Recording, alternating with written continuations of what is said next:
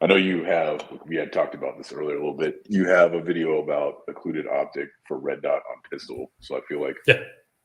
Barring any other questions, we can kind of maybe explain the concept behind it and like in reality what you're actually going to see, because I think that's the key element that's left out. So if you want to jump into that, go ahead.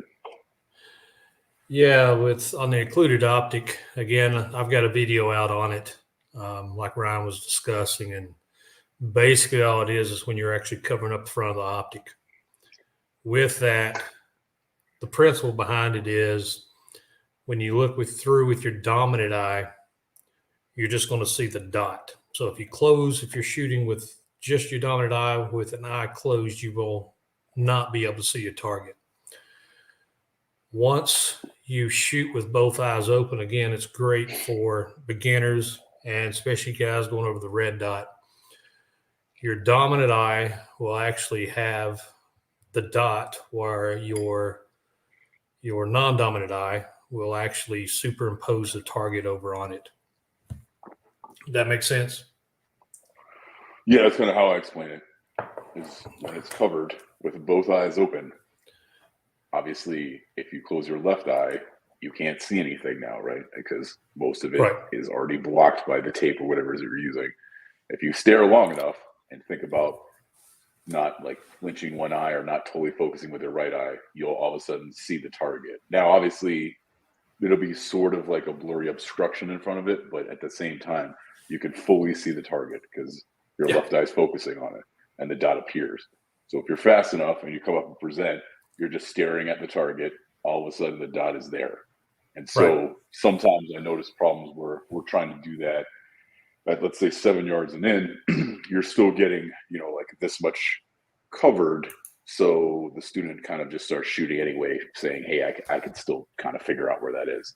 But once you go back further, 15, 20, now it's covering up the whole torso, right? And so at that point, you'll really notice, and then all of a sudden it clicks because there's no way to like cheat around it. It's just, I either see the whole target and it's transposed in my other eye, I don't.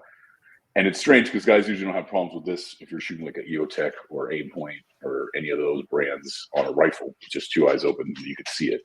So I don't know what it is with pistol. If people are just used to either staring at that front sight or after shooting a red dot to begin with, they're still using it like a red dot sight. I'm sorry, like an irons.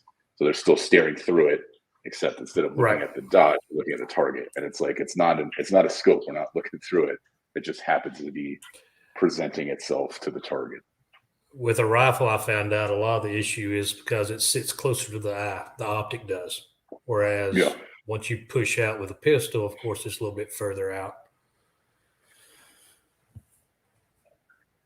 And the same thing like we talked about on that with co-witnessing. So in a sense, if the red dot fails for whatever reason, you want to be able to use your iron sights. I don't want them halfway through the window because now that rear sight is blocking half of the window, right? So we want those sights as low as possible. If they're halfway through, it's blocking the dot that's being projected to you. So you're using the upper half of the dot. So it's like, well, why get this big window and then cover up half of it? We want it as low as possible. And I think that's another problem they run into. Well, the great thing about it is as well is even when on bright sunny days, you won't have the phantom dot. So I still like it on that as well. So I think it's a solid technique. I think it's here. It just takes guys to do it. And once they get it, it's easier at that point. Arc's gun. So you liked it, the Occluded dot? Took a minute for you to get used to it, but once you did, then it should have been solid. Yeah, just like he just said, it's just way faster. And again, that's a wholly dry fire skill in your house. Yeah. Just presenting. You don't even need to come out of the holster. Just where your two hands meet, present out, get those reps in. You realize, oh, great, the dot's right there. There's no adjustment needed. Well, even on the video I posted on it, it's one of those, I shot it out to 50 yards. And I was still getting great groups with Occluded Optics. So, because that was one of the other things that I noticed.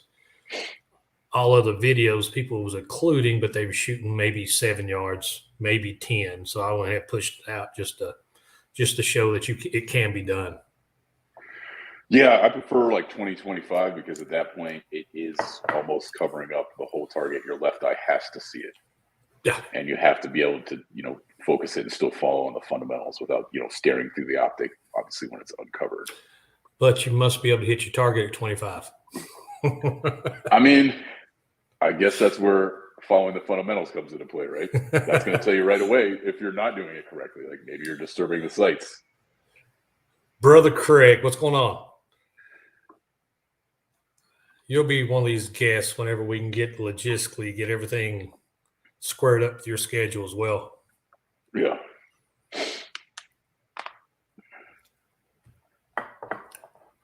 Good deal, sir. Glad it helped.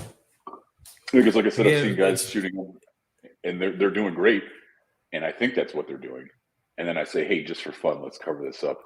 Because, maybe I catch them trying to line up their irons, hoping that the dot will drop in, which isn't a lollipop.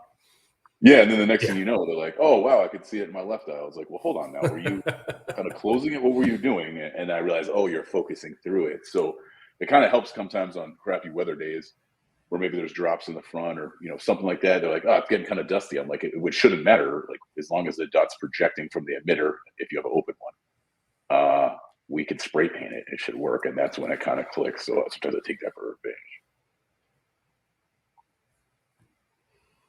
See, Lee. It takes a bit to get used to it, but once it clicks, it's to me it's natural. Again, that's why I still do it with dry firing as well. Have you talked about what distance you like to do zero that dot at? I know a lot of people kind of do it a little bit closer than most. Yeah, a lot of times I've noticed, especially speaking to a lot of people, when you go to a class, they're wanting Saturday at 10 yards. But to me, a lot of times that's because you don't know as an instructor what your students are capable of. Me personally, I'll get on paper at 10, then I'll tweak it at 25. Normally at 25, you're just going to see a windage issue. You're not going to see a elevation issue. It's just going to be windage left and right. And a lot of that's due to the twist in the barrel, especially out of a pistol. But yeah, I hit it at 25, and then at 25, I get solid hits out to 50 to 100 yards. We do the same thing. Sometimes I'll even do it at like 7 or 10, just to, number one, okay, this is a rough idea where it is. And then number two, am I shooting tight groups? Because that tells me if I properly mounted this, right, has it worked itself loose or the sight hasn't broken. And then I'm going to go out to 25. And even then, I'll even bag it on a stand just to take almost everything out of it. And, the pistol is capable of shooting tight groups there. If you take yourself out of it, then, hey, great. Then, there's mathematically, I feel like that's kind of the best way to do it as far as like deviation and drops from like closer in to further out to what would be a realistic distance with a pistol.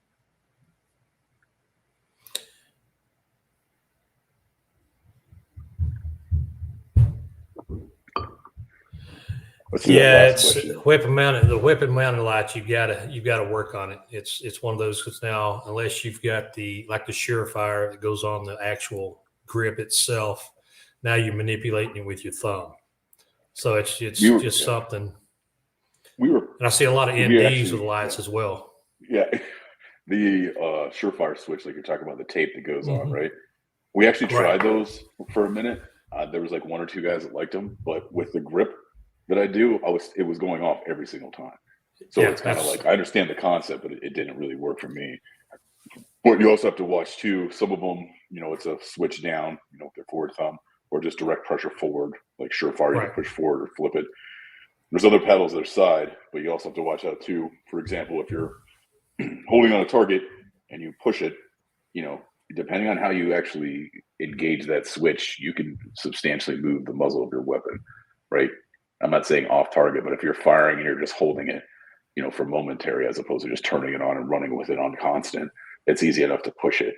Like it's all the same thing if you're putting like just random pressure on the side of the frame. So that's definitely something to practice. There's a lot of arguments for or against it. I don't think any of them, the arguments against it, are valid at all. But I've been reading a lot of them lately on forums. They just don't make sense to me, I guess. Nah, it's one of those deals. I mean, again, if you're not cheating, you're not trying. Yeah. And there's nothing fair in a gunfight. So I'm going to take even if I don't use it right during the daylight, it's still added weight on the front of my muzzle that's going to help me, in theory, keep it flatter.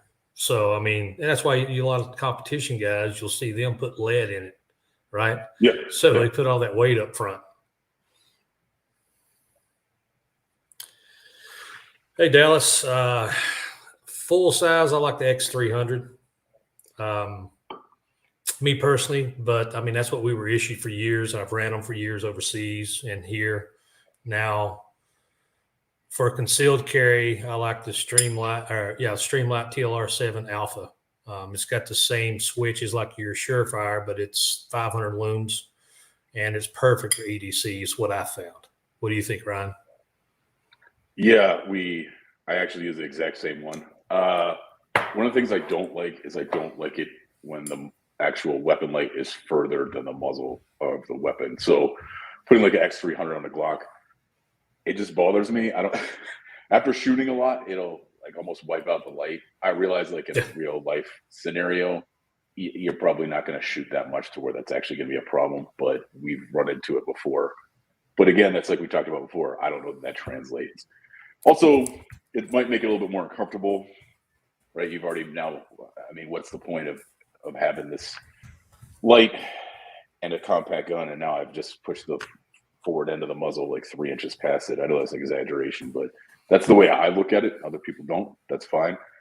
I do like the way it puts out light. One thing you might want to try in your house is make it like a low light environment and do it at night and try and flash that light on and off and see if it's actually strong enough that when the light comes off, it's kind of blinding you. So think about you get up in the middle of the night. Hey, I heard something. I want to make sure it's not my kid or it's a person that has a weapon or anyone that I can legally defend myself. It's not my wife or kid or dog.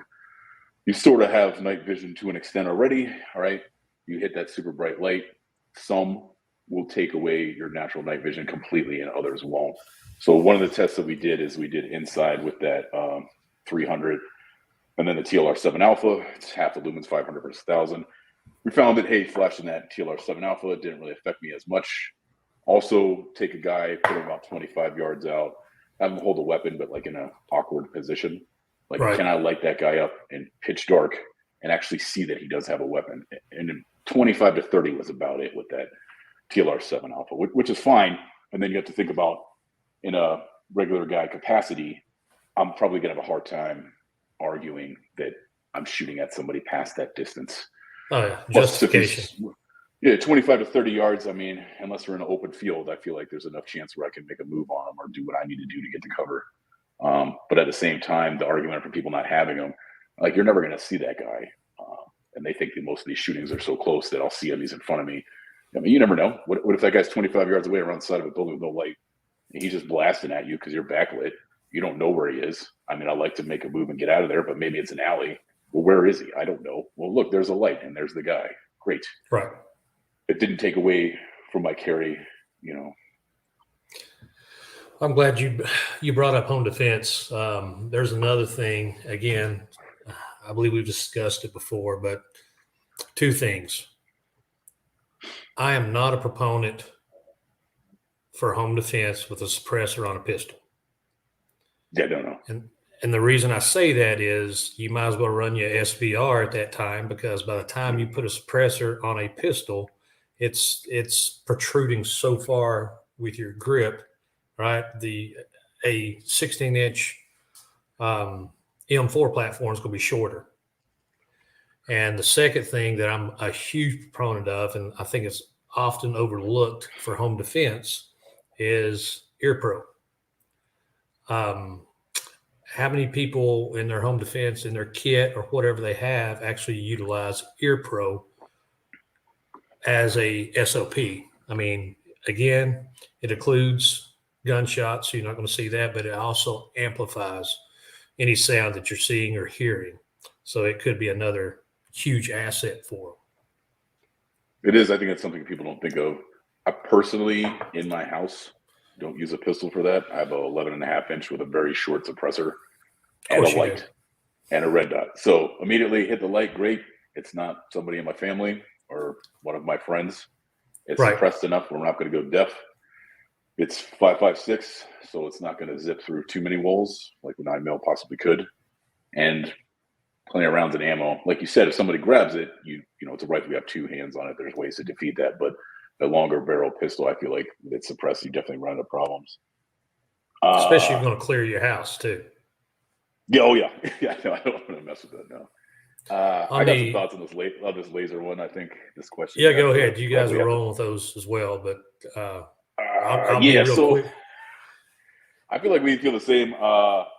Having a laser on a pistol, I don't see the point. I mean, I understand the concept. It's projecting a dot onto a target that lets you know that's where you're going to hit. My argument my next question is it under NVGs or is it visible red light? Yeah, I'm assuming you mean visible. I'll do both. Okay, so if you're talking about visible, yeah, it's kind of a no-go. I mean, it has to be almost a perfect condition to see it. I see the argument, I guess, if you're wearing irons, it's just they usually don't hold zero. You are assuming that you'll see it actually reflecting off the person. But at the same time, if you're running a red dot, I mean, you're already kind of putting a dot on the guy yourself that only you can see, and it usually doesn't shift. I know some people have the combination of the two. I feel like it was always kind of a gimmicky thing. I know in the beginning it was good because that was like new technology, but I feel like we're past that. I'd much rather have a red dot. If you're talking IR, then, yeah, IR before red dots. So on a rifle, I tell you what we used to do. Believe it or not, I'd run islets when I was doing I was doing the piracy deal. We was running islets and putting them on and running them under knots. Now it's pretty bright. Yeah. We did run actually under MVGs. I can see my red dot. I usually have it focused further enough out that I can't really see what's in my hands. So you'll just see your blurry hands sort of, and then the dot is just literally floating. It actually makes it, I think I can actually shoot better. If that makes sense. I don't know why. But for a rifle, yeah, I have, you know, whatever system that we have is IR, and that definitely helps for illumination and also like the dot on the guy. I don't do passive through M4s. I know people like to talk about that now. I don't do that. But yeah, pistol, don't need it during the day, and you definitely don't need it under MVGs. I would argue. I would say, yeah, go ahead and try that. Try and put it on a guy, and then I would say, let's say in this one scenario, it's the back of your house. There might be a little ambient light, but not really. You see what you believe to be a person. Maybe you're putting a laser on them, and you want to turn your light on because like laser light combination. Does that laser now become washed out on the target using your white light? And you know that could be another problem that you run into. Now, in the beginning, like I said before, red dots again. I was adamant about not running a red dot until probably 4 or 5 years ago. Now, when Crimson Trace came out the Glocks, I was running those just for the beaver tail. Plus, if I was going to shoot in unorthodox positions, then I could actually see the dot. And then the other mindset is if you have a loved one having to use a red dot, right? Especially if they're breaking in, you're not there. It's you look at it two different ways. One, if they see a dot on them, would they back out? Or if they're already there for one purpose, is it just going to piss them off even more? How would they see it? Are they just staring at themselves? Like what scenario is that? They're just staring at their own chest. I mean, I'll look down at my chest and see a dot dead center mass. Yeah. What when people are breaking the houses, they're definitely known to do that. Right? Or they hold up a mirror to see one on their head. Like, what is this happening? No. Like I tried it a long time ago on a 1911 45. It was built in like the Crimson Trace. Seemed kind of cool. Hey, under day and light, it didn't work that great. At night, it was okay. It wouldn't hold. I mean, maybe technology increased. But if I'm running irons, well, now I'm staring at the guy. I argue that that's not the best way to do it. If I have a red dot, then what's the point? I just don't need it. Hey, Dallas, the MO8 I'm running, SRO-wise, I'm actually running. I like the larger dots. We'll get Ryan's opinion. But for EDC, I run the 5 MOA on. I've got some, 2.5s on the SROs, but I like the 5s. And on my DPPs, I'm running 6. So I've got the 2.5, but I run 6 just for the fact. EDC, I can pick up a larger dot faster. than I can a smaller one. And I found that I'm just as accurate due to the fact as with a smaller dot, I perceive more movement in a target area than I do with a larger dot. And I'll still run a 5 MOA all the way out to 100. Hell, I've been running 200 yards with one of my staccatos.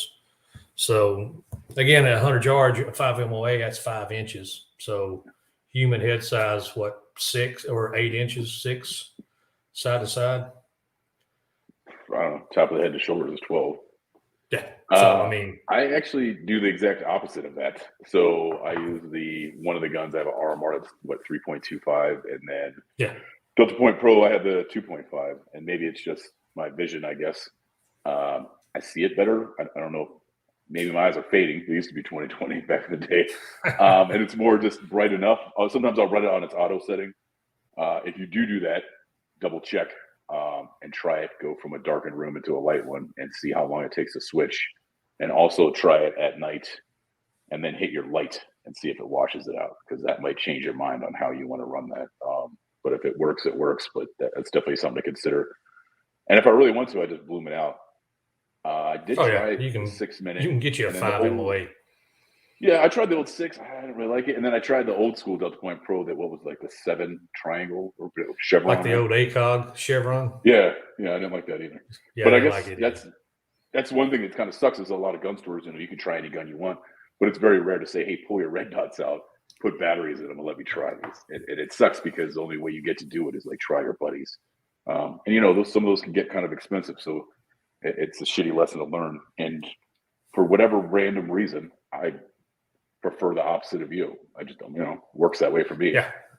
I've run them both. And I know competition shooters, like your steel matches, they're running the larger ones. I guess that's where it came from too. So they pick it up faster, transitions.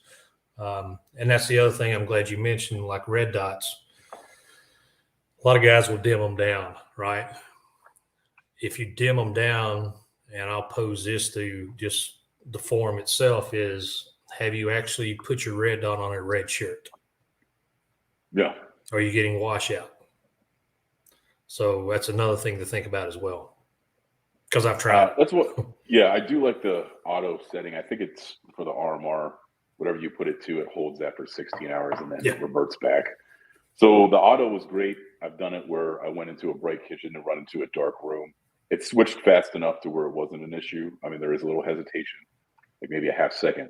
But in that dark room, once I hit that light, does it wash it out? Because if it does, it's dependent on your eyes. That's going to be a problem. And it's something to check. And I think some people forget that. But yeah, I like it. And not only that, I'll just turn it all the way up. Like, I don't care. If I'm busy owning it, then I'll get it, barely be able to see it so I can see through it. But other than that, I'll crank that thing up. It's all the same to me. I want to see it.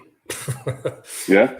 All right. That's where my eye wants to go to. So it's one of those deals that I want it bright enough to where when it comes up, just like the Occluded Optic we was talking about earlier, my eye goes straight to the dot. Oh, well, here's a good trick. So get the 3.25 in the RMR. Don't take care of it. And then when you clean it, don't clean it properly. Just rub your shirt on it. And then good news, it scratches at the glass so much that the dot is huge now. So nice. Okay. There you go. There you go. Let's see. Well, you know me. It's one of the things I do not like a RMR at all. I don't know. I've tried them. The small window, the blue tint. I know they're robust. And now I'm going to get a bunch of guys on here who's going to flame me, but I just don't like RMR. I personally haven't tried. Like, that was cool that time you came up where we ran all of the staccatos plus a couple buddies, and everybody literally had almost a different optic. So that was like the best time. Like, some guys like, oh, I love this SRO. I don't know why. It's just weird to me. The RMR, even though I'm projecting the dot with my eyes, for some reason the window of it distracts me. Yeah. Honestly, I like the Delta Point Pro. I know it's bigger and like not as tough, but again, it's a carry gun. I'm not, getting into karate fights. I feel like we'll be pretty good with it. I do like the RMR from our own testing. Man, the drop test and the stuff we were doing to it, I was super impressed. But yeah, I guess if I really had to pick, I haven't messed with Hollow Sun yet. That's the Marine in you. Yeah.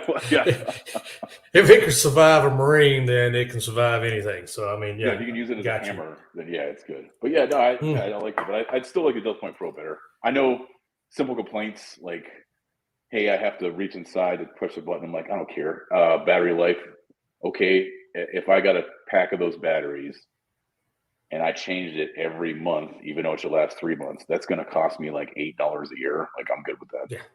You know, and for me, I guess it was more seamless projecting into my left eye. And again, it's a personal thing. I really wish there was a way for guys before they bought to really get their hands on and try all of them. It just, that's just the problem. Yeah, they brought it up here. Perfect example. Stigmatism. Some guys in a 6 MOA, you could see clear circle. You're like, oh, it's great. Maybe a 3.25. You're like, I just see a starburst.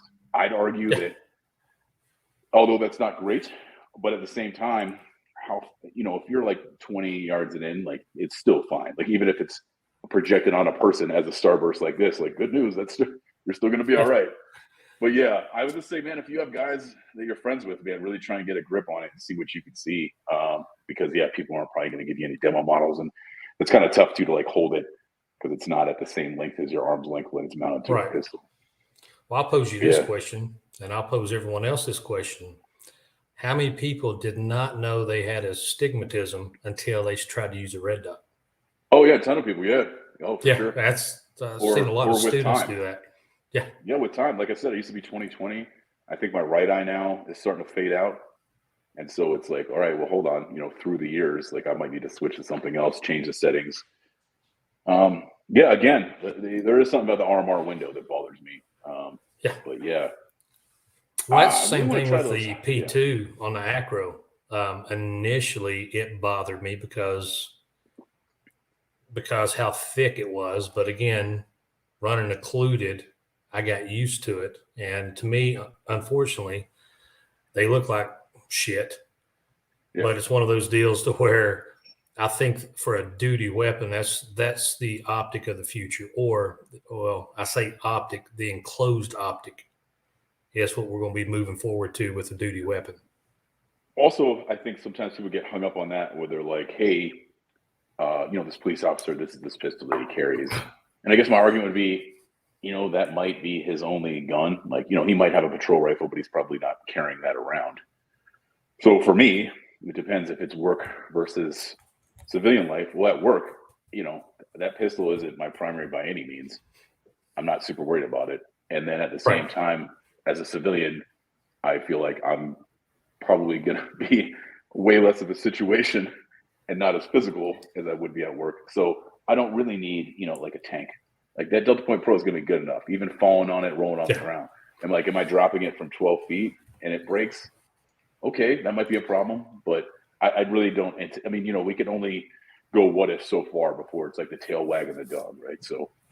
But yeah, I get what he's saying here with the EOTech for sure, especially when you have that, what is it, 32-minute outer and I think like 2 to 3 minute inner. Yeah, that thing that can get a little crazy. We switched over with the EOTechs with usually just the 2 dots, for the holds. Like, it was a great idea in the concept. I remember we were running those. I think 05 they had them overseas, but after that you're like, hey, can we turn this giant thing off? Yeah, turn that Christmas tree off. We just want that in a scope weapon. Yeah. Outside waistband duty pistol choice. Duty pistol be a staccato P. No question, no hesitation. Yeah. If somebody else was paying for it, it would be a staccato P for me. Yes, for sure. Definitely. My money. I know. I mean, I was on a forum. I don't know, it was a couple of weeks ago. Had some fanboys jump on, right? And I was doing it innocent wise because somebody else posted something. It was about the SRO, right? So he had a weapon with the SRO, and I'm like, oh no, you can't put SRO up there because you may drop it from 6 feet and break it, right? So I have fanboys. I hurt some feelings. But it's one of those. Here's the way I look at it, especially from a EDC or even a duty carry perspective. I want the best optic. I like a SRO. I know you didn't like it, but I like it because I like the round occluded optics. I've shot scope weapons for so long that it just And of course, the human eye picks up round objects quicker than it does any other object. But it's like I told them, okay, say I'm going to break a SRO. I have that 1% chance of breaking one. Well, there's 99% chance that I won't break it, right? So I'm going to play devil's advocate here. But if I had that mindset, why would I carry it cocked and locked? You know what I'm saying? Why not just carry one on empty chamber just because it may go off? Also, the ones I've seen break, it's just shattered the glass, which, surprise, the dot is still projecting onto the glass. I just can't see through the glass, which, guess what? My left eye's picking it up anyway. So, yeah, like I said, like I made the same thing, what if about being at night and carrying a light. For some people, and I still don't really get it, that never happens. I mean, which seems weird to me. I would challenge you every time you're at night, which is, for most people, a good amount of your day, to at the same time, could I really see somebody 20 yards from here? No, I can't. Okay, well, then I need a light. And it didn't happen one night at 365. It's probably going to happen 50% of the time. And if you're one of those people where that's just not the case, I mean, I guess. But it's like about averages, like you said. Like, we can't what if this forever, because then the next thing you know, we're walking with 5 dudes with like patrol rifles. But there's like a reasonable amount of risk here, I guess, you have to take into consideration. Like, I don't carry a spare mag because I feel like I need another 17 rounds as a civilian, right, carrying a gun. I carry it because it's very well common for this mag to malfunction. And now I'm just going to ditch it and load another. It's not, I need 32 rounds because, it's John Wick over here. It's that, I'm too into it. And instead of sitting here, tap, rack, bang, up and down, major malfunction, I just dump it, strip it, next one, here we go. And that's what's going to cause a malfunction. Same thing if people carry without one in the chamber, they don't realize actually racking that chamber, like running the slide is actually going to cause a malfunction. That's going to give you a problem. And now you need 2 hands. Yes, and 2 hands every time. So I can't grab the dude. I can't push people off. I can't open a door. I can't do all these other things I might do while shooting one-handed or whatever. I have to come out with it. And so I feel like that's reasonable enough that I wouldn't recommend doing that. And I see weird arguments for it, and I'm massively confused because, again, they're playing the 1 in a 3 million game here already. And so to me personally, it doesn't make sense.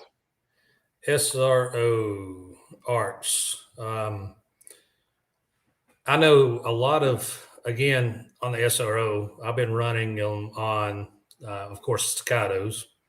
And of course, you've got the plate CS, there. Right? Yeah, I've got one on the CS. Yeah. I've got one on that shadow systems as well. The way the shadow systems is cut so low, it's almost on top of the slide as well. So I don't have an issue with it. A lot of issues you're going to run into is if you have to run plates, because it will jump it up a little bit. Yeah, I agree. That is an issue, and that is one of the things I really was impressed by with shadow systems is that it has a bunch of things done that I would do anyway to a Glock. Oh, I agree. If I were to even do most of it myself, besides the machining, it's already there in a price point. But the biggest thing was redoing the internals for that deeper cut because now you just drop that sight in. I don't have to have like 1 inch, like a Glock MOS. I don't have these like big knife, sights on there that are getting hung up and everything. But they do have their problems unfortunately now as well. So it's kind of a toss up. Yeah, it's hit or miss. All right, which gun you have it on, sir? The SRO. Is it the staccato or which staccato. One? Must be staccato. Yeah. Yeah, that plate actually jumps it up there. Oh, the X. Well, yeah. Oh, XC. Oh, yeah. No, it's a lot of it's the plate, and I agree. It's just you got to get it down there. But again, when you run an SR on a Glock or a Glock format, you don't have to worry about that gap in there to where initially on a newer pistol, if I'm running SRO, I've actually had hang up from the hood where a brass will get caught under the hood. But if my pistol's broke in, I have 0 issues with it. Well, it's also like arguing, okay, the DPP sits so high, it's bigger in a concealed capacity than the RMR. Like, yeah, I kind of see that, but to me, I just like it to perform better with it. Now, the SRO is like a whole nother jump, and for me, it's like, no, that's too much. That's a no-go. Like, and again, I just personally don't like it. And it's not to say it doesn't work It's just for me personally, I don't like it. And so I think that's why it's good for everybody to try it. I mean, I could tell you a few that are negatives because they just don't work. It's just that I just don't like it. Staccato didn't exist. Prior to Staccato, I've been running Glocks for years. So, I mean, Ryan and I both were issued Glocks overseas. Yeah. And I feel, I mean, even when I was with the feds, we were issued the Glocks, and then we rotated over to the Springfield Professional 45. Oh, yeah. But I love the Glock. I mean, you can talk about it what you want, but I mean, we put them through some shit, and they've always fired. Current offerings, I mean, you could say, hey, Nighthawk has a double stack 2011. I feel like that's kind of like completely out of my price range at that point. Oh yeah, same here. So, and those are the only other ones that I would say were reliable. So at that point, I would say, okay, it's 9mm. It's going to be a Glock 19, or unpopular opinion, SIG P229, which I know a lot of people don't like. But I love SIG 229. Yeah. I love that platform. Yeah. I mean, we was running those in the early 2000s, and 357 SIG as well. I mean, it's a laser beam. You just got, again, you got to get used to the double single action. So you got a 12 pound double action. It rolls into a 3.5 pound single action. Yeah. Here's a good point. Talking about an M&P. So yeah, let's talk about M&P, Ryan. Yeah, I absolutely hate them. But I will tell you this. I tested, I can't remember what model it is. I think it's their like compact, like Glock 19 competitor. But they recently put in their, what is it, Smith & Wesson competition shop or custom shop flat trigger. Right. And it made that a completely different gun. Because usually their travel in the trigger is super long, super crappy. Like it's ridiculous. But once they put that flat trigger in there, man, it was good. I was kind of upset they didn't do that all along. So that completely changed the gun. But still don't like them. Yeah, well, I've got a buddy. He's the lead firearms instructor in California for a police department out there, and they're issued the M&Ps, and he loves them, right? But again, I didn't like them initially, and the only downfall, I had one 15, I guess it is the VTAC. It was the VTAC model, but the issue I had back then was if I wanted to break it completely apart, I had to punch out a roll pin and get a replacement roll pin to put it back in. And of course, me being me, I take my shit apart all the time. So I want to be able to take it apart. Yeah, now they have the breakdown where slide lock to the rear. There's like a key in the back of the grip that twists out, and then there's like a takedown you flip down. But yeah, I mean, mostly because I guess I'm so mad that it had such a horrible trigger for such a long time, and now it has a good one. I normally would say that's great, but the fact that it was so bad for so long, it just sticks in my mind. What I will give you is this. So from a lot of guys with a 1911 grip, you know, they kind of bang on perfect, like straight out, like, oh, look, I can see the dot. It just works for a lot of people, like me included. Some it doesn't. Glock, when you switch over, you'll find yourself pushing out and then down at the last second. M&P is a neutral grip, so it does kind of mimic a 1911. So it is easier to transition between the two. So, yeah, I mean, especially their aluminum, their metal frame they came out with. I'm hearing good things about it. And I'm actually going to get one just to test it. I want to try that. And I will say this, the Bodyguard Shield, that small one that's 10 rounds, got a buddy that carries that. I was like, yeah, that's pretty decent. It's very small, but it holds 10 rounds and it fits real good. I do like that. I was impressed by that specific model. To jump back here, Dallas is talking about jumping from a 2.5 RMR to 6 MOA DPP, and I know who this is, and he is very good at shooting USPSA. So if I would defer to him if he's saying that he's so much faster now with 6 MOA and everybody's doing it. They're definitely doing it for a reason. So, you know, if you have the opportunity to try the two, please do, because I feel like I'm a minority here that only likes the 3. So Dallas, you agree with me? Come on now, tell me. Yeah, he does. Yes, he does. Yeah, he is. And most people are like. That's why I said I'm the minority here that likes the 3.25 and 2.5. But. Yeah, that just something about the larger dots. A lot of guys like the 1s and the 2.5s, but I got them both. the Yeah. 6 and the 2.5, and I tested them side by side. And I didn't have any degradation in accuracy, but Yeah. I just noticed on a shot timer, I was faster with the same accuracy on the hits with it. He's talking about right here using the Apex trigger, the M&P, and I feel like that's a good way to go. Oh yeah, Apex. And a lot of the basic guns you are going to do your upgrades, but I'd say that speaks to a lot of other guns where you can grab the gun from the factory and you don't feel the need to be like, oh, I need a new 150 trigger, I need this and that. I will say if you're thinking about an M&P and they give you an option, I'm not sure how that works. We just were given like testing guns at some point. If you can get their performance center flat trigger, that's hands down increases that gun by, to me, 100%. I'll have to look at that. Yeah, the M&P. I would try it now with that steel one. Yeah, the steel one, it's actually, or the alloy or whatever they're calling it now. It intrigued me. 45. All right. Yeah. All right. I did for a while actually, and I think what held me back was that it's a big difference in capacity at the time because I had a single stack 45. It was one of the more compact ones. It was like 8 rounds. Again, as a regular dude just carrying a gun, I feel like that's probably plenty. But I guess for me, in my mind, I've already decided my magic number is like 10. So for a while, I did have a double stack 45 that held 14. And I was like, all right, this thing's ready to go. But that's also kind of like a hinge point. Yeah.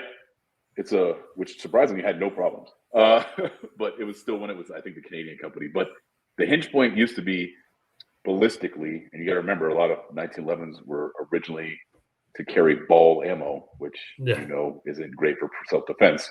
It runs into problems with anything else.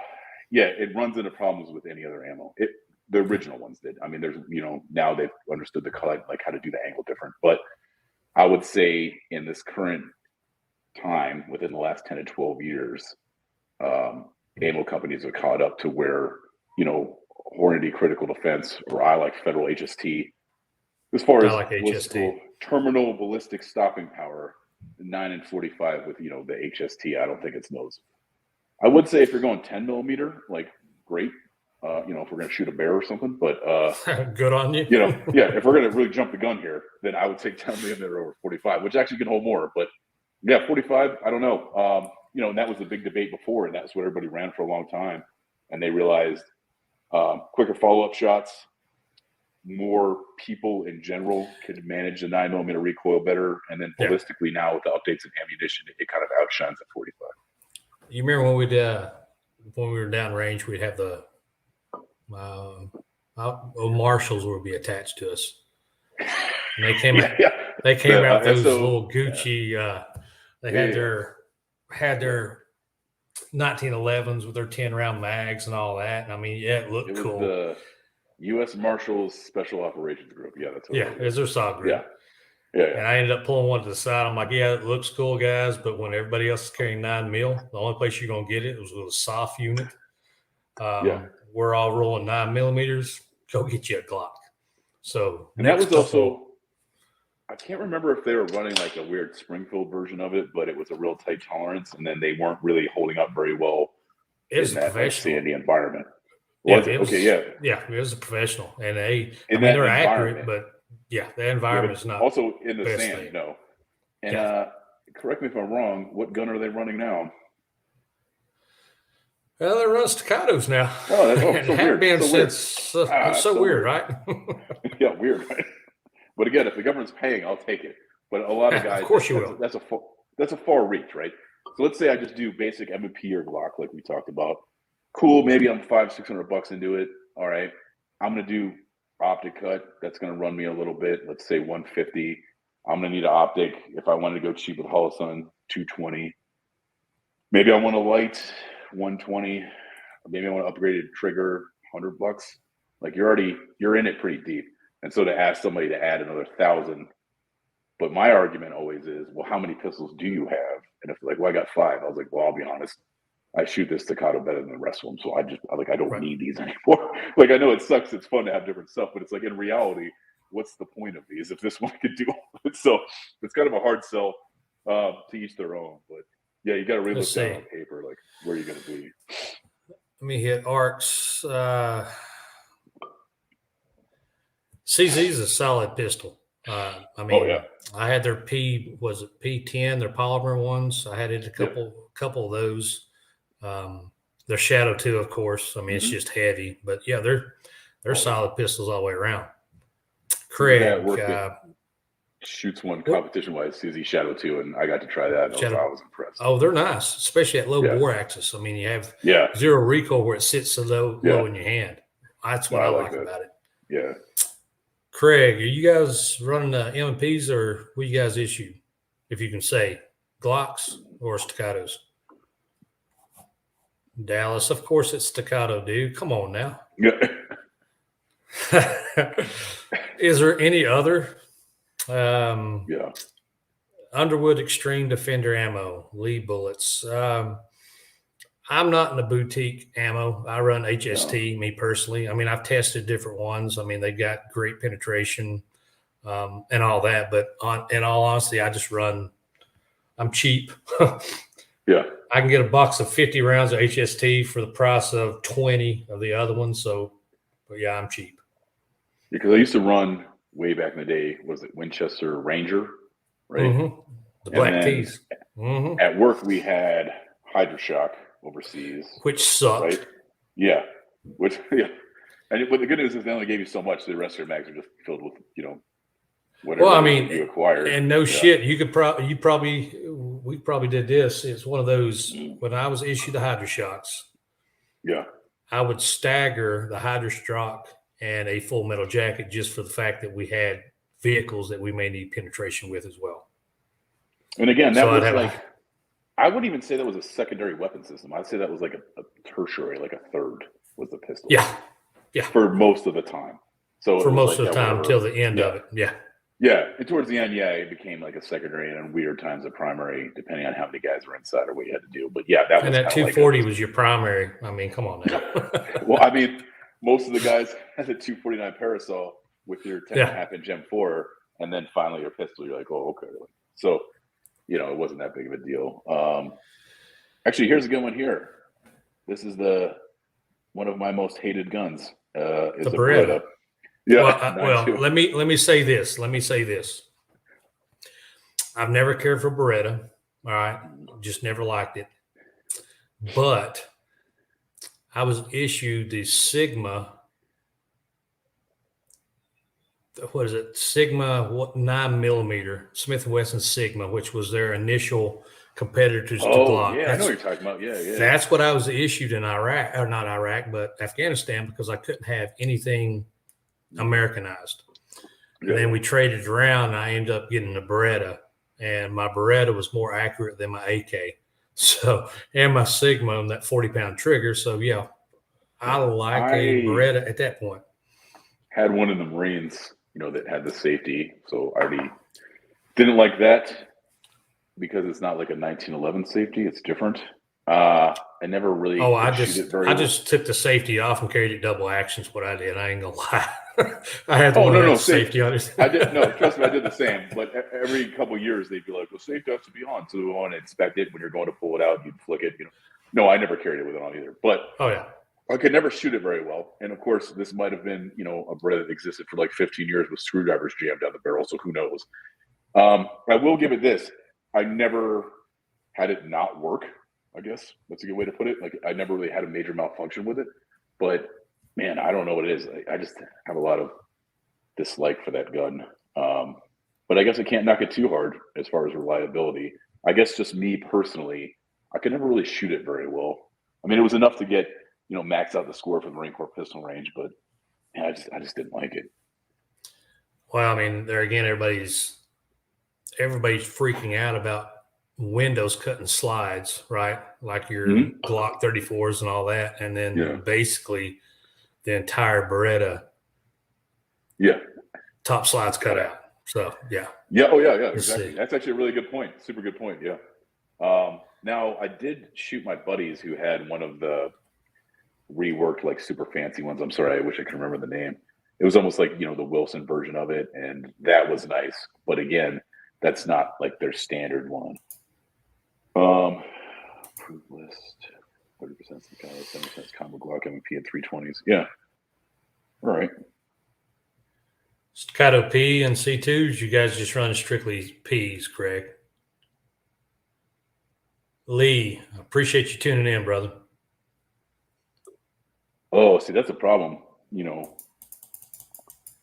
If you were to say, officer purchases are approved XYZ, yes, that's where it kind of puts a lot on those guys, depending on the department. If you're in a great department, maybe you're one of those guys that's getting some pretty big money. I see it. But man, remember like Hippie, his original police department was like, rural nowhere. Here's your 30 grand. He's like, all right, here's what we're rolling. What I can. Yeah. Here's what I'm getting. Yeah. So, but it's just like a lot of you police departments. They're approved. I mean, I believe Staccato is approved for close to 800 agencies now. But that's not that they're issuing them. It's that they're approved to carry. And it's one of those, I believe, LAPD, I'll get an individual on here to talk to that. But, I mean, I know they're approved. They're rolling with them. Texas Rangers, they're issued. Yes. Right? Yeah, Texas Rangers got them. LAPD SWAT's issued. There's like a bunch of different things like that, I think. Yeah, I don't think they're issued. They can purchase them, individual purchase. Well, remember back in the day they had that Metro pistol? Was it LAPD Metro? Yep. That Staccato from back in the day. It was super cool. Well, the Staccatos, in all honesty, and I know the guy, I know both gentlemen, the Staccato pistol that we see now was designed over a napkin. And the gentleman's with LAPD SWAT and was talking with a good friend of mine with Staccato. And, hey, this is what we want. And this is what we ended up getting. So, I mean, it's crazy how things like that come about. Yeah, I mean, it's weird. I guess, after the Marines, everything was Glocks. So we ran overseas Glock 19 Gen 3. Yep. And they were pretty strict about what you could do. But again, that was kind of like it wasn't like a primary gun in the least bit. And then after that, I ran a bunch of Glocks. So you play the old game of like, okay, I've got a 26, I've got a 19, and usually a 17, and then I'm going to do what I'm going to do with it. And then at one point I was like, you know what, I'm going all SIG. So I had like a 227 that was a 45, the 226 that I shot really well, surprisingly, because first trigger pull is double, and a 229, and then back to Glocks again. And then, got rid of all of them again. And I was like, let me check out this MR920. And I still kept a 229, but I hand cut the slider frame fit. So, and then it was like solid shooter too. Yeah, and then there was a brief time with 1911s, but again, it was capacity for me. So now I'm back into 1911s, 2011s that are actually, durable. And I was like, great. So now I'm into that. And I think I'm going to go full 2011 now. So, it's just like the experience of switching back and forth. But for me, it's not that it looks cool, although that is a little bit important. It's that without really trying, with double stacks, 1911s, I could just dump them into the target. And I can repeat that, with the Glock and other guns, but I really have to try. So just based on how, I present or my body mechanics, whatever. And there might be a guy that's like, hey, I'm rocking this M&P and I'm crushing it. Great, man. If that works for you, please stick with it. And that's a good news because that's not a super expensive gun. And I just wish there was like more of an option for guys to try as many guns as they can. And, sometimes they have rentals, but that's more about ergonomics because maybe that rental's just been like beat to hell and it doesn't shoot very well. It's a rattle trap. Or just, you're limited on your price range. And then people forget, we ran into this the other day. I actually have a spreadsheet that one of my friends made. So it's like if I buy a Glock 19, that's not the final price. So I need a couple extra mags. Maybe I'm getting mag extensions from Terran Tactical or something. Now I need a in the waistband holster, on the waistband holster. Same thing with the mags. And it just really adds up. And the next thing you know, you're like, man, this $500 gun is like $1,200. And so that's, it's something to consider. And here's what I tell everyone. Of course, everybody knows this channel over on Instagram. I'm all staccato. Mm. But that being said, I can get just as groups with a Glock or a SIG as I can with staccato. The difference is it comes down to fundamentals. I have to concentrate a lot harder to get those same type of groups that I can be lazy with a staccato. And that's where Yeah, it comes down to for me. Oh, exactly. And that's what sold me is that, yeah, I like it. You know, the manual of arms is a little bit different, not a big deal.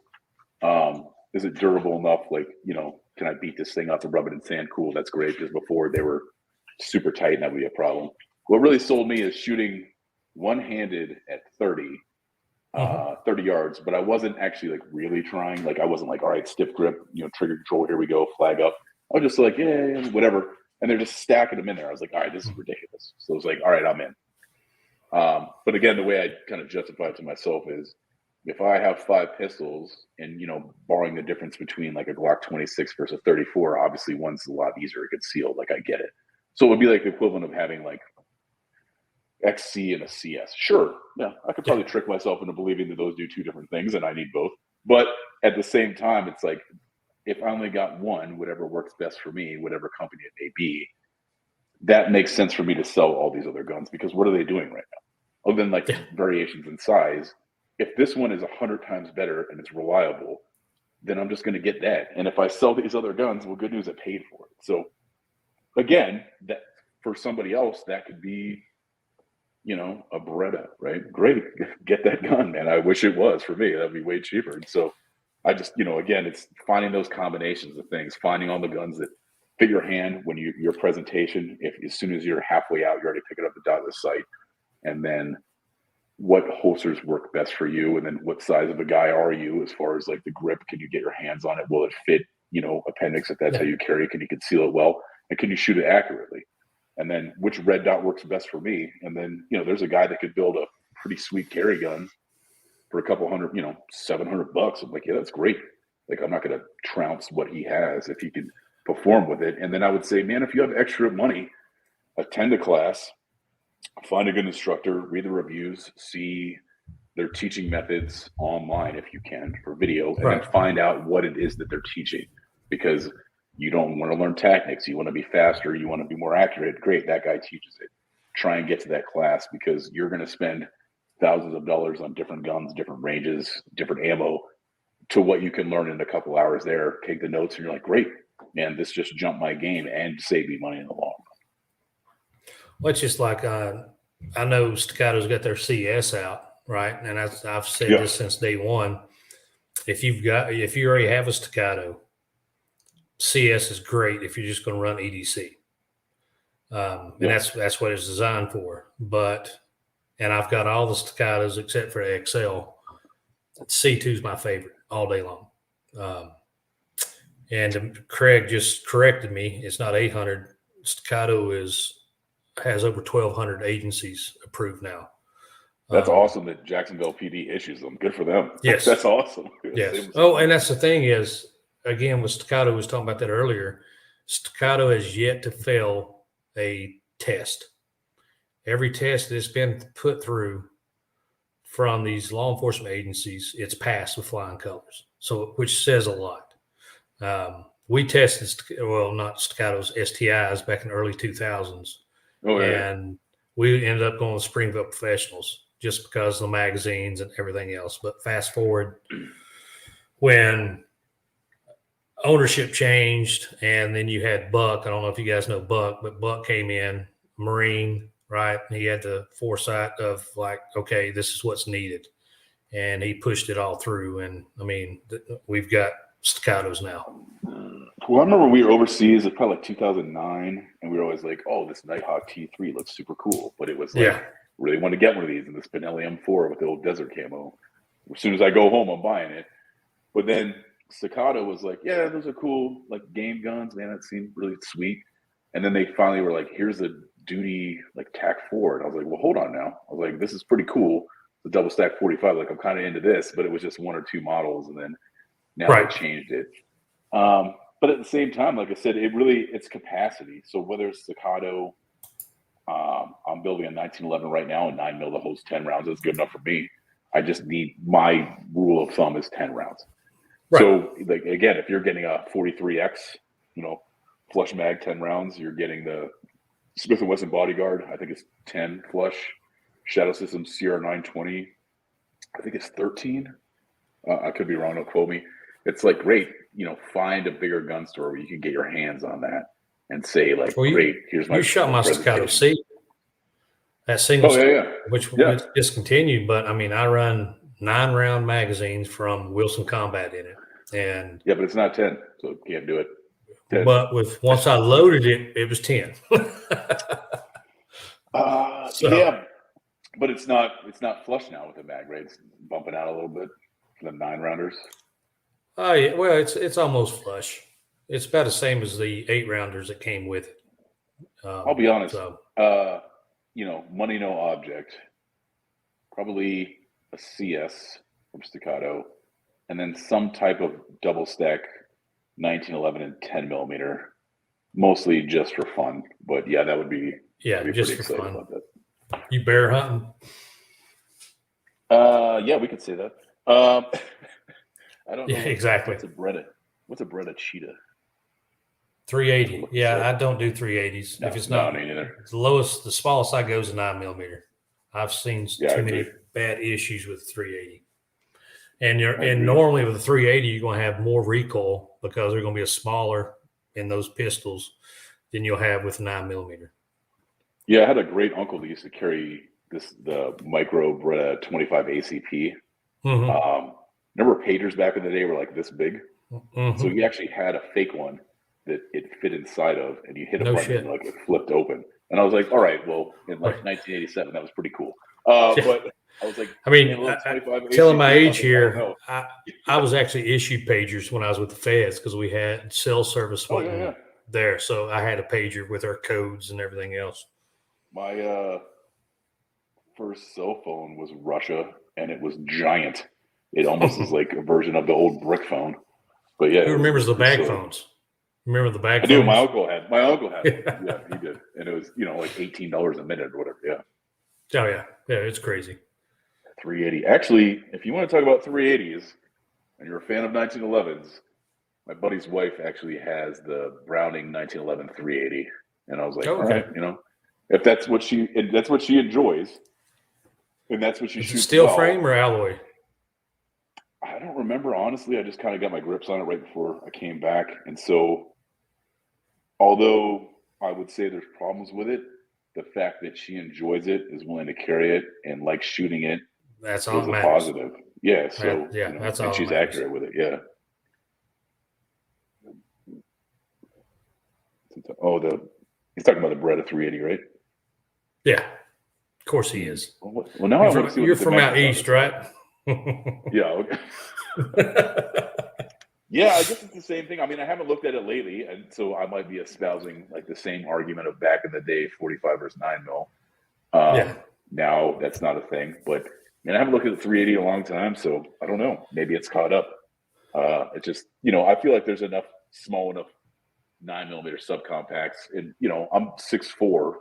I'm a big dude, so like I don't have the same problems as concealment as a lot of other people do. So I guess for me, it's not like a huge concern. So again, like we talked about, whatever I say, it might not be the same thing that fits somebody else. So if I say, hey, I could shove a XC down my pants, well, some people can't. So just understand the opinion. And a lot of people are still doing it though. I see a lot of people. It's appendix carrying XCs. Man, I'm like, good on you. That's gotta be pretty stabby. But yeah. I mean, I'm 6 foot 240. I don't appendix carry my XC. So yes, I'm so much taller than you. I just wanted to point that out. But I know, right? That's the problem. So yeah, I mean, it's something to think about, and that's a good option too. Like, let's say you're a person that's 5'4" and like 120. Yeah, you're going to be really severely limited, and that's what I said. Is like, again, you're limited in how you can carry it and where on your body you can, and what type of weapon you can carry. And then some people aren't willing to buy bigger shirts or like bigger waisted pants to fit it or accommodate it, and so you kind of have to like think about. And, are you willing to like buy all new clothes to carry this gun? Yeah, probably not. Like, especially women, they're like, yeah, I'm not going to change what I'm doing. Like, I just want to carry this here or there. And so I mean, that comes into play. And I'd say, although this 380 Cheetah might not be great, guess what is better than 0? So, I mean, if that works for you, man, get after it. I know Craig says it's pretty, he likes it, or likes the looks of it. I'll put it that way. I mean, is this like I may have to grab one just to do a comparison with it. Yeah, get that and that Steel M&P. I'm kind of interested in that, but get it with the next one I'm getting, honestly, is, and you and I discussed this, it was the Zev. I want to do a workup on the Zev because it intrigues me, and I've got another good friend of mine that speaks. I mean, he's like us, same background, but he said the Zev was the best polymer he's ever fired. So I will say I have experience with dealing with one of those, and it was positive. But at the same time, if you read online, there are or were possibly a lot of issues. Maybe those have been addressed. Yeah, it has a great offset. The best thing I like about it is that the grip angle is a 1911. So for me, presenting it, it's like, oh, here we go. I would say what I'm actually interested in is that you can buy the grips for like $60. It's the same thing as a SIG, whereas the firing control unit lifts out. There are certain ones that are restricted on size, unlike SIG.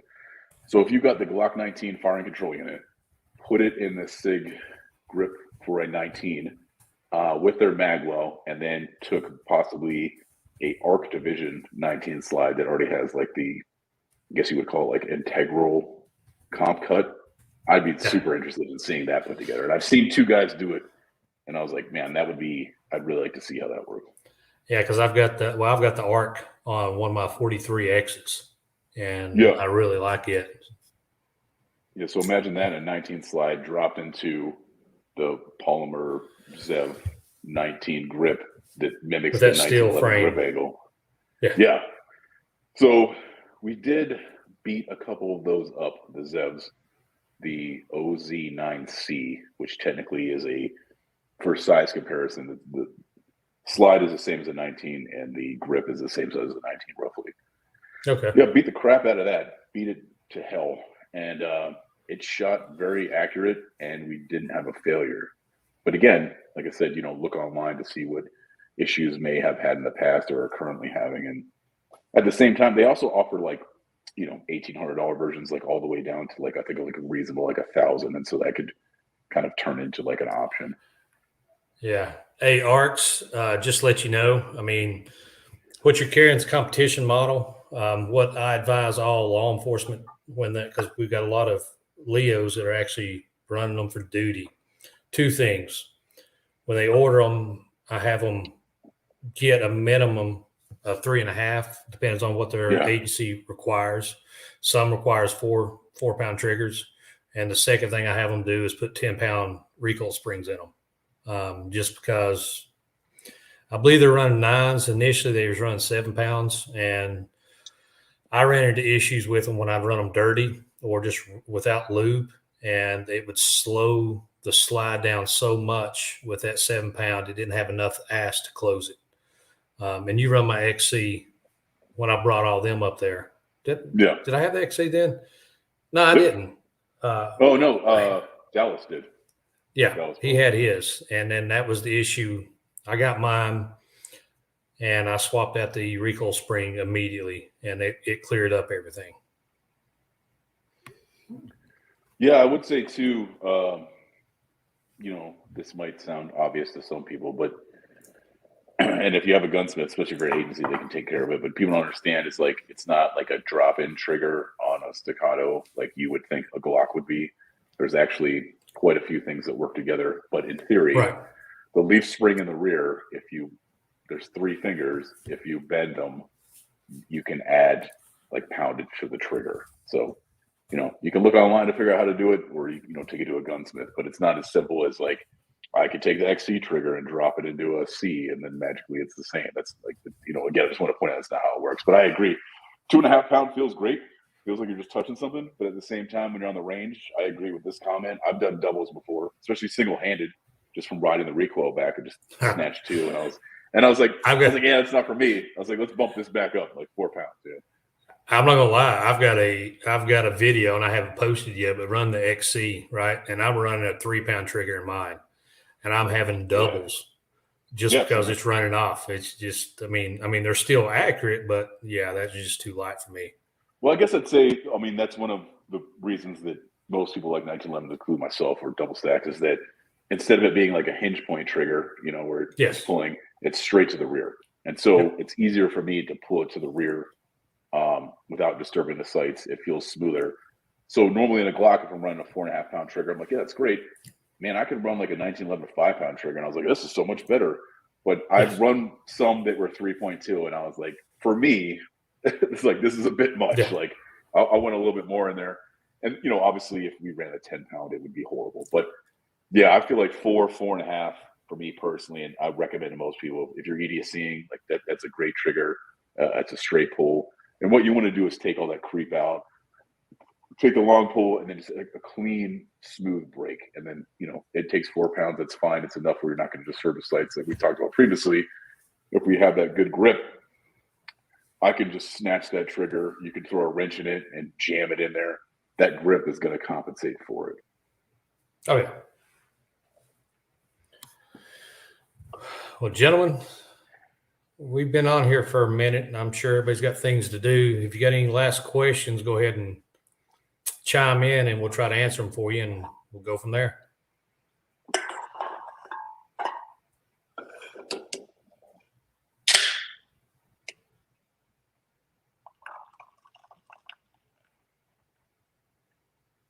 Oh, yeah. Somebody asked, what's the staccato code for 75% off?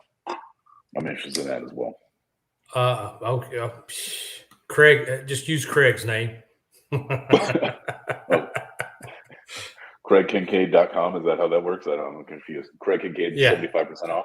Okay. Yeah. Great. That, and you get 75%. Just use Craig. All right. Yeah. I mean, I had a good time talking here in the last one. I mean, I guess my only suggestion would be there's so many things to cover as far as fundamentals. And I think addressing, like we touched on it before, like EDC, like why do you do this for work? Right. Why do you do this for personal carry? What's the point behind it? You know, we kind of touched on the spare mag. It actually wasn't for capacity, it was for malfunctions. Right. How do you do it? What's the most comfortable way to do it? And then this isn't an Instagram post where I have, 15 different things, because, people aren't really carrying them. Yeah.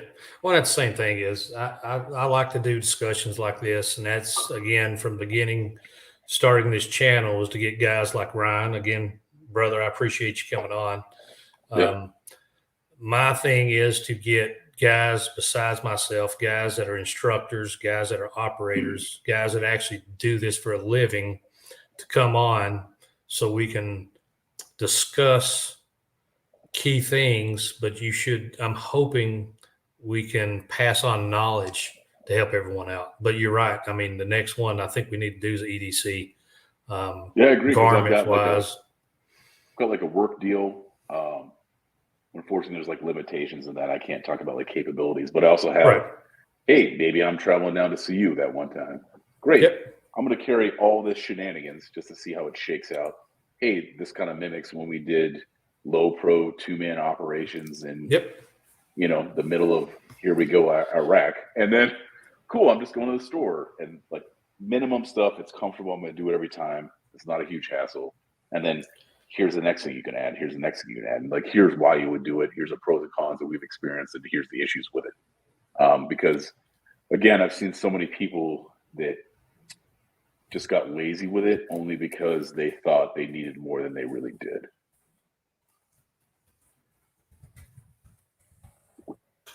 Four roses, brother. 4 roses. All right. 4 roses. You know me. But no, it's like, because I've got one I'd like to do. The difference is, I mean, like even when we was downrange, I was there for the last couple of years. I was downrange. It's completely hodged, right? So it's one of those, how I set up my kit, how I set up my garments, how I set up everything. Because I actually done an EDC class, and I had some students show up in their EDC, no doubt, but as you run it, wearing the Columbia, those light fishing shirts, right? Yeah. And after probably about 2 minutes in the class, they realized that's not a good thing to be rolling with EDC. Yeah. So it's little things like that hopefully we can pass on some knowledge to people. Yeah, I mean, it's the same thing. Like at work overseas, it was like, full battle rattle. Going to the venue, you take a stall in there, all your stuff with dogs. To there was a couple years I wore suits, but I still was able to wear a chest rig and like drop it off when I got there, and then just like a Batman belt hidden to low pro. I mean, obviously I don't look like a local national, but maybe I'm just some dude, and everything's hidden. And same thing with vehicle movements, how we're operating, to what I do personally, to an extent, different scenarios in my current job. And so there's a lot of different options. And I think, like we talked about before with the grip, is that a lot of these presentations are, you have to do this is why, and they're not giving a lot of options or explaining the thought and process behind it's this way or no way. So, yeah. So also hopefully you can get Ninja Bob on here, because he can go. Yeah, I talked to Bob.